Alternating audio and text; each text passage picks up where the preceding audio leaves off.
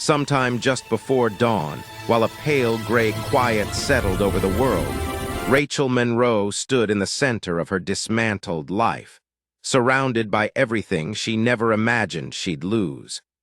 Her husband had left in the middle of the night, leaving behind nothing but a folded note that trembled in her hands. 10 words. 10 small, merciless words that shattered 14 years of marriage, trust, and stability.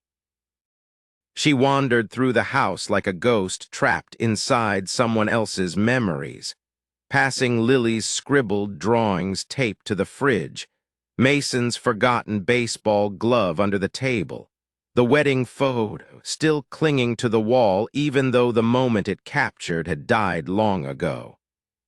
The silence was so complete it felt like a verdict, and Rachel felt herself collapsing beneath the weight of fear she could not hide from her children. The bank notices piled higher each week, the car groaned with age, and every night she sat at a cheap kitchen table under a flickering bulb, staring at bills she had no way to pay. The life she built was crumbling and no miracle arrived to save her.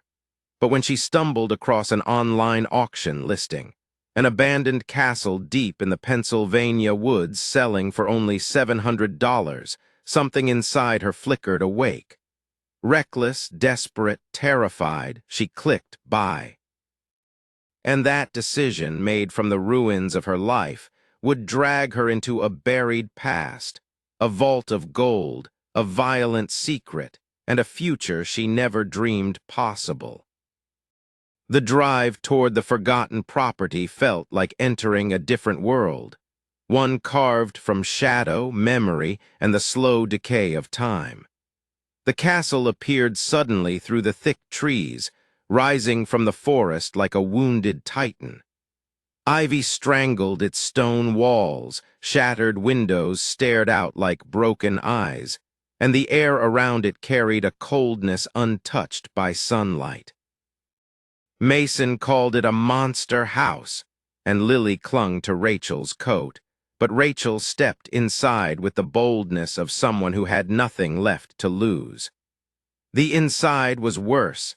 Ceilings caved in, wallpaper peeled like rotting skin, old furniture collapsed under the weight of neglect. She walked through rooms where echoes clung to the walls, feeling the presence of a story that had been left unfinished. On the 3rd floor, where dust floated like snow and daylight barely reached, Mason noticed a straight-cut line across the floorboards, a hidden seam. Rachel knelt, brushed away decades of grime, and revealed a cold iron handle. When she pulled, the boards groaned open to reveal a spiraling staircase that plunged into darkness. She hesitated, flashlight trembling in her grip, but curiosity, mixed with desperation, pulled her downward. The air changed as she descended, colder, heavier, carrying the scent of earth and metal. At the bottom, she found a door carved from iron, a lion's head sculpted into its center. When she pressed the lion's eye, ancient gears rumbled to life, unlocking a chamber lost to time. Inside, her thin beam of light struck something that glowed back at her, rows and rows of gleaming gold bars stacked in perfect formation. Wealth beyond comprehension, treasure beyond imagination. And in that moment, in that hidden vault beneath a forgotten castle, Rachel Monroe's life transformed into something extraordinary and dangerous. She stood frozen in the golden glow, the truth pressing against her chest like a second heartbeat. This wasn't loose treasure. It was organized, cataloged, protected. Someone had built this vault with purpose, with power, and with secrets that refused to stay buried. Her trembling fingers brushed against a bar, cold and impossibly heavy. She rushed her children home, locking the door twice, then 3 times, her mind spinning through panic and possibility. In the sleepless hours of that night, she dug for answers, scrolling through old archives, translating notes from journals she found hidden near the vault. A name surfaced again and again, Edmund Valmont, the reclusive owner of the estate, a man whispered to be involved in smuggling stolen European wealth during one of history's darkest eras. But it was the final entry in Henry Valmont's journal, Edmund's son, that chilled her. "They're coming. The gold is cursed." It wasn't superstition. It was warning. Rachel realized she was now tangled in a legacy hunted for generations. She hadn't discovered the gold. She had stumbled into someone else's unfinished war. And somewhere out there, someone was still looking for what she had found. In the days that followed, Rachel felt eyes everywhere. A black sedan parked across from her apartment. Footsteps behind her when she walked home from work. Unmarked envelopes slipped under her door. When she returned to the castle to investigate further, fresh footprints in the dust made her stomach twist. Someone else had been inside. She opened the vault, every bar still in place. But when she climbed back toward the main floor, she heard voices. 2M.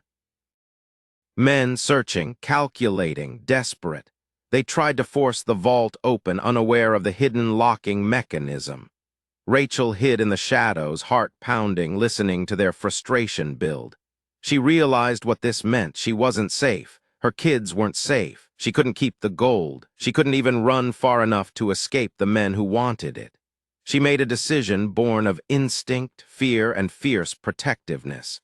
She fled the castle, grabbed a can of gasoline from her trunk, and returned.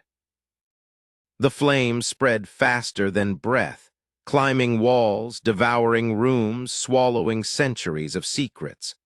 The two intruders burst outside coughing, rage burning in their eyes, but Rachel didn't wait to see what they would do next. She sped down the mountain road as the castle burned behind her, the fire reflecting in her rear-view mirror like a final, violent goodbye. She had destroyed the hiding place, but not the treasure, and certainly not the men trying to reclaim it. Officials swarmed the ruins the next morning. Reporters circled like vultures. Rachel sat in a fluorescent interrogation room, spinning lies that dissolved under the sharp gaze of Detective Carver. Eventually, she surrendered the journals, the translations, the story. Carver connected her with federal investigators who confirmed the truth. The gold belonged to the long-lost Habsburg treasury, a fortune stolen during wartime and hunted for decades by a shadow organization known as the Consortium. These men had already killed for the treasure, and they would again. Rachel had no claim to the gold, but she did have a choice.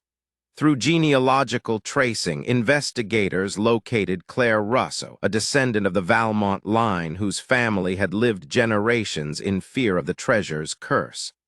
Claire listened to Rachel's story with quiet understanding before offering her a lifeline, the legal finder's fee. $28 million, enough to rebuild a life, enough to protect her children. Enough to turn tragedy into transformation. With numb hands and a trembling heart, Rachel agreed.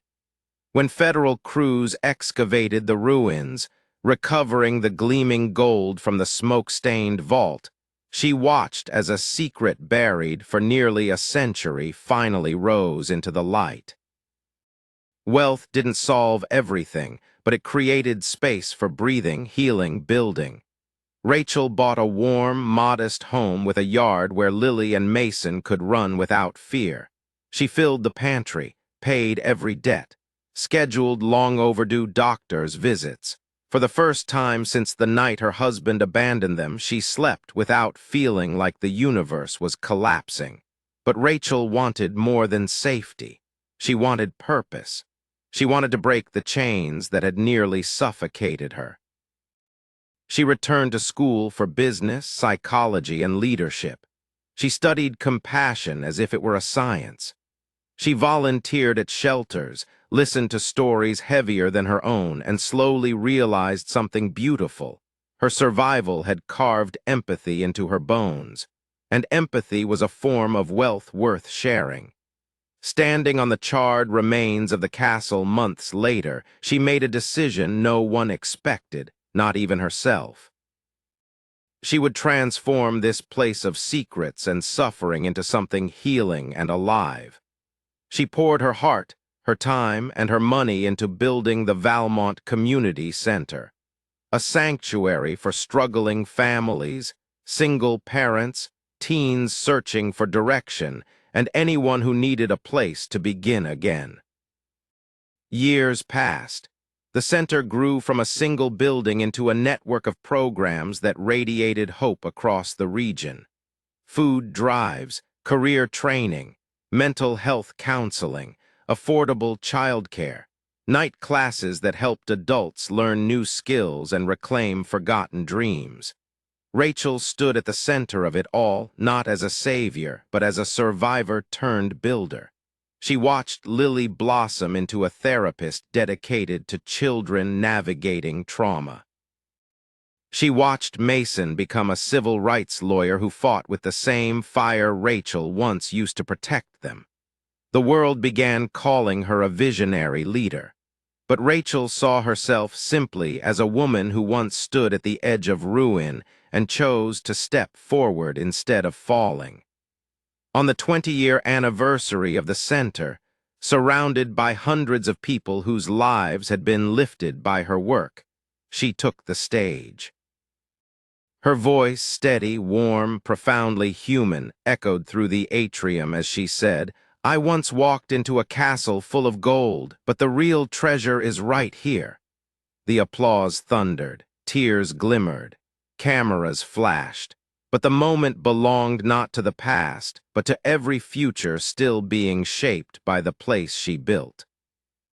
Late that evening, after the celebration lights dimmed and the hallways quieted, Rachel walked alone through the community center she had built from ashes. Soft lamplight glowed across the floor. Outside, the world hummed gently, unaware of the long journey that had led her here. She stepped into the atrium where a preserved fragment of the castle's foundation lay beneath glass, a reminder of the pain that once consumed her and the strength that rose from its ruins. She placed her hand on the cool surface, whispering a silent promise to every person who would walk through these doors, that they too could rise. Her story had begun in betrayal, fear, and darkness, but it bloomed into something powerful, a legacy of mercy, resilience, and rebirth. As she walked out into the night, she felt the truth settle into her heart. Some treasures destroy, but others rebuild. And the greatest wealth is the hope we give each other. If this story moved you, if you felt even a spark of emotion, let your voice join this journey. Please like this video to help it reach more listeners. Share your thoughts or your own story in the comments. And subscribe for more cinematic tales that stay with you long after the last word. Before you go, where are you listening from? And what time is it where you're hearing this story right now?